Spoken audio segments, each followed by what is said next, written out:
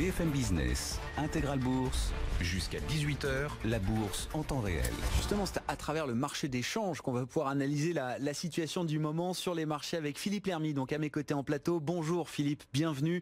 Merci d'être avec nous. Vous êtes le fondateur de traderchange.com. Je le rappelle, vos commentaires sur le rapport mensuel sur l'emploi aux États-Unis et les réactions de marché. On voit un dollar qui progresse un petit peu contre plusieurs devises cet après-midi. Oui, bonjour Grégoire.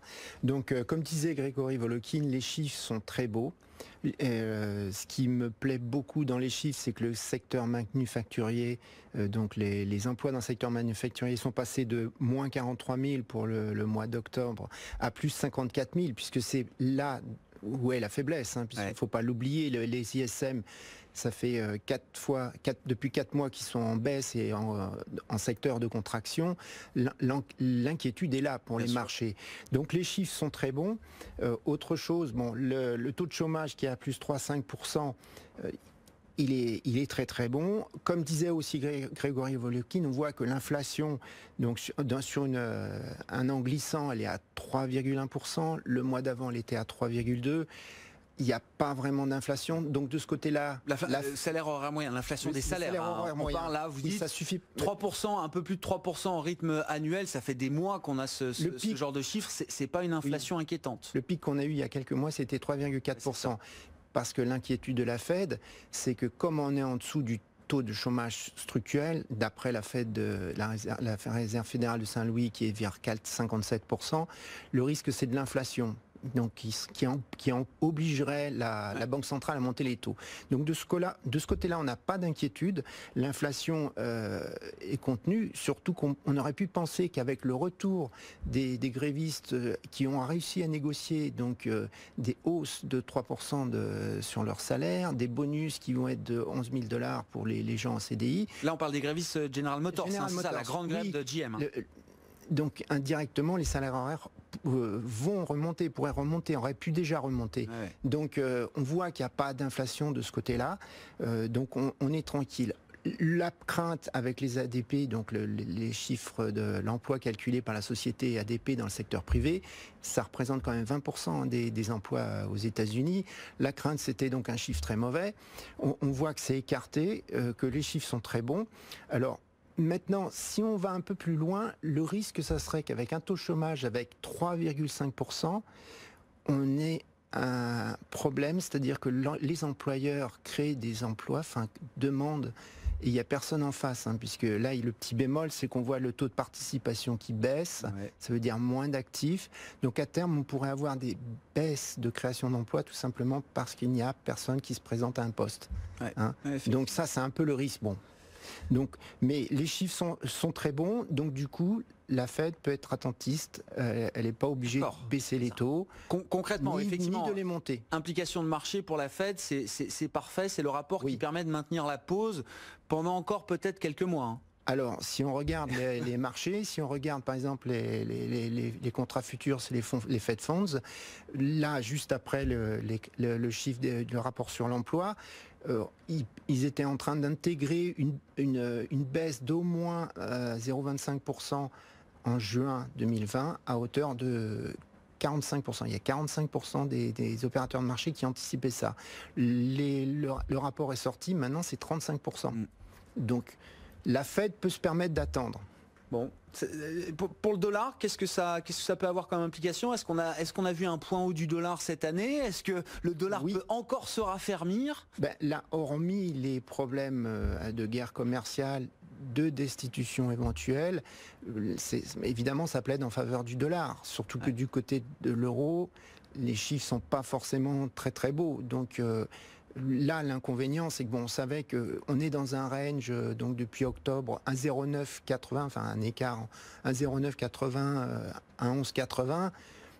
Revisiter 11,80 paraît un peu plus compliqué. Voilà. Ouais, c'est ça. Un peu plus ambitieux que précédemment. Bon, voilà, on est repassé d'ailleurs sous 1,1080 au moment où on se parle sur l'euro-dollar. Philippe, tiens, regardons le sterling, parce que oui, on va regarder le sterling la semaine prochaine. Élection au Royaume-Uni le 12 décembre, jeudi prochain. Ce sera également le jour de la réunion de la Banque Centrale Européenne. On pourra en dire un mot, mais parlons quand même du sterling. Là, beaucoup d'intervenants commencent à me dire, oulala, mais si les résultats de l'élection sont conformes au sondage, moi le sterling, je vais jouer la hausse, et puis le marché britannique, je vais commencer à m'y réintéresser sérieusement. Est-ce qu'il y a quelque chose qui peut se passer le 12 décembre prochain? Alors, comme vous dites, je dirais les élections britanniques vont voler la vedette à la réunion de la BCE. La première intervention de Christine Lagarde.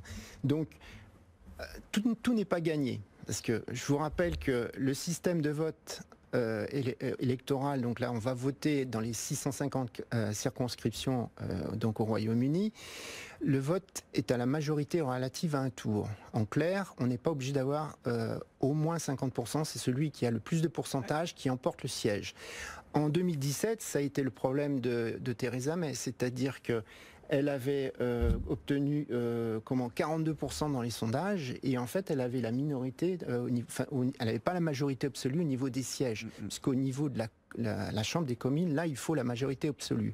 Hein. Donc attention, c'est pas parce que les sondages sont meilleurs que forcément il y aura une majorité. Ça se traduit par une majorité voilà. à la Chambre. Hein. Ouais. Donc là par contre c'est vrai que par rapport à 2017, les conservateurs avaient 6% d'avance sur les sondages. Là l'écart, je dirais, est plus fort. C'est-à-dire que là, le dernier sondage Ipsos, il montre 44% pour les conservateurs et 32% pour le Labour. Alors, le Labour qui monte, hein, qui n'arrête pas de monter. Si le scénario se réalise alors, attention, quelles implications? Le sterling a déjà beaucoup monté. Il ne faut pas l'oublier. Donc on pourrait être dans un scénario acheter la rumeur et vendre la nouvelle. Enfin, je dirais le premier effet. Ça pourrait être la première réaction de marché. On vend un peu la nouvelle. Voilà, ça serait la première action. Après, il ne faut pas oublier qu'on va rentrer. Alors, évidemment, le scénario, ça serait que Johnson le dit, il veut absolument le Brexit soit ratifié au 31 janvier. On va se retrouver donc dans la transition period qui, a priori, devrait s'arrêter au 31 décembre 2020. Donc cette transition period, cette période de transition, elle sert donc à négocier branche par branche les accords commerciaux entre l'Union européenne et le Royaume-Uni. Bon, officiellement, on entend que, surtout le ministre du Brexit anglais, dit qu'il y a déjà des préparatifs, qu'il n'y aura aucun problème. Il y a quand même une source de l'Union européenne qui a dit que dans ses rêves les plus fous, en parlant de Boris Johnson, donc c'est pas évident. On pourrait donc avoir une période d'incertitude et donc une baisse du sterling à nouveau. Ah oui, donc c'est pas du tout évident qu'on ait une forte hausse ou une tendance très forte à la hausse du sterling après l'élection. C'est pas improbable, mais on peut aussi avoir le fait que les gens qui ont acheté avant prennent leurs bénéfices. Faut pas l'oublier. C'est la paire qui a le plus monté parmi les paires depuis le début de l'année. C'est ça, dans le G7, c'est ça. Ouais. Oui, donc ça veut dire et derrière on se retrouve avec l'idée de la transition, de la période de transition qui va encore générer une forme d'incertitude. Donc on va rester plombé par cette incertitude. On peut. Mais c'est pas le cas le pire. Le pire, ça serait la majorité, que Boris Johnson n'obtienne pas la majorité. Donc là, Parlement qui est bloqué. Donc il pourrait essayer de renégocier une date pour le Brexit donc après le 31 janvier. L'Union européenne, est-ce qu'elle va accepter? Il ne faut pas oublier qu'on a changé de commissaire européen, donc la donne peut aussi changer, mais on voyait qu'avant c'était un non définitif. La dernière date, c'était le 31 janvier. Donc là, il va y avoir ce problème. Alors, est-ce qu'au bout du compte, il va accepter de faire un nouveau référendum? Quel serait le référendum? Le no deal n'est pas encore complètement exclu. Non. Et ça serait le cas le pire. Alors, est-ce que ce serait vraiment le pire? Non. Enfin, ça serait le pire, mais est-ce que ça serait une catastrophe? Pas forcément, puisque aussi bien du côté de l'Union européenne que du côté anglais, Johnson a promis des réductions de taxes à l'importation en cas de on avait une réaction de politique économique en cas de no deal et de hard Brexit, c'est ça que vous voulez dire? Ce que je veux dire, c'est qu'il y a déjà eu des mesures. Par exemple, les Anglais qui ont acheté des maisons dans la Loire, il y en a beaucoup, donc le long la route des vins, je dirais, ils ont... comme ils ont la liberté de circulation, ils n'ont pas besoin d'avoir un permis de séjour, etc. Donc il leur sera donné 1 an pour se mettre en conformité avec les règles de l'Union européenne. Donc il y a eu plein de mesures dans le genre qui ont été faites pour adoucir la transition. Donc le no deal serait moins grave qu'il y a 2 ans. Ah bah bien sûr. 3 ans. Oui, bien sûr. Nettement moins grave. Oui. Hein, ah bah on s'y est déjà préparé avant que la dernière échance soit reportée, hein, parce que là c'était. Il y a un dernier cas, ça serait le Labour. Ouais. Qui l'emporte, ou une coalition avec le Labour.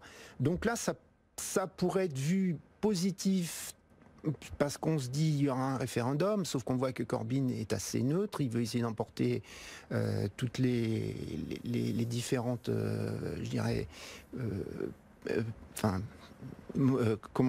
franges de sa... Oui, les différents mouvements du parti, au sein du parti. Oui. Donc là, c'est pas si clair que ça. Surtout, le problème, c'est qu'ils sont en train de faire, Boris Johnson et lui-même, la course aux dépenses publiques. Oui. Donc il a annoncé 89 milliards de dépenses publiques. Il a annoncé donc des hausses de salaire, des gratuités dans certains secteurs publics, nationalisation, taxes pour les riches, taxes pour les entreprises. Ça va pas plaire au marché. C'est pas intégré dans le marché ou dans le cours du sterling. C'est pas un scénario que le marché donc, a. En clair, si c'était le Labour, le sterling risquerait de baisser. Oui, ce serait un choc majeur peut-être pour le marché. Le moins mauvais, c'est Johnson qui l'emporte. Un mot de la BCE, alors qui fera voler la vedette ce jour-là par les élections britanniques, Philippe, mais quand même, on va écouter d'une oreille ce que Christine Lagarde aura à nous dire. Quels sont pour vous les enjeux de marché, notamment autour de la prochaine réunion de la banque? Alors à court terme, il n'y a pas d'enjeu, puisqu'il y a le package qui a été délivré par Mario Draghi en septembre. Donc l'impact du package, il faut laisser au minimum 6 mois. Enfin, c'est même plus qu'aux États-Unis. Hein. La transmission de la politique monétaire est plus longue.